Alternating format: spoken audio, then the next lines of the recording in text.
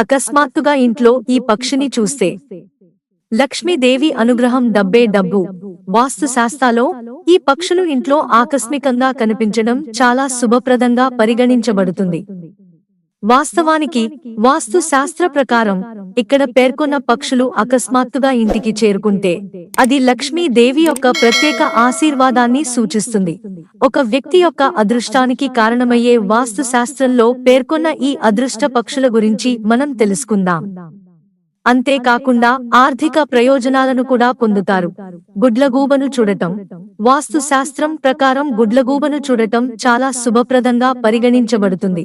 ఇది ఇంటి బాల్కనీ లేదా పైకప్పుపై కనిపిస్తే అది అదృష్టమని నిరూపించవచ్చు. నిజానికి గుడ్లగూబ లక్ష్మీదేవి యొక్క సాకుగా పరిగణించబడుతుంది.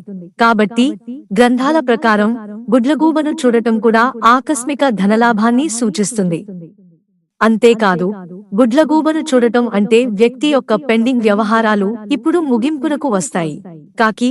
వాస్తు శాస్త్రం ప్రకారం ఒక వ్యక్తి ఇంట్లో అకస్మాత్తుగా కాకిని చూస్తే అది అతనికి ప్రయోజనకరంగా ఉంటుంది.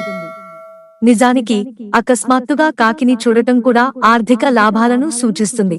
మరోవైపు కాకి ఇంటికి వచ్చి కూర్చుంటే ఇంటికి అతిథి రాబోతున్నాడని అర్థం చేసుకోండి. ఈ అతిథి కూడా చాలా గౌరవప్రదమైన వ్యక్తి కావచ్చు. తెల్ల పావురం.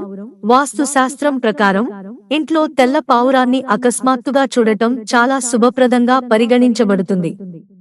నిజానికి ఇది లక్ష్మీదేవి యొక్క ప్రత్యేక ఆశీర్వాదాలను కూడా సూచిస్తుంది. అంతేకాదు, అకస్మాత్తుగా తెల్ల పావురం కనిపించడం కూడా అదృష్టానికి సంకేతం.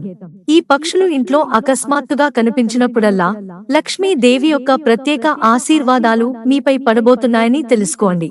మిత్రులారా, ఛానల్ సబ్స్క్రైబ్ చేసుకోవడం మర్చిపోకండి. ధన్యవాదాలు.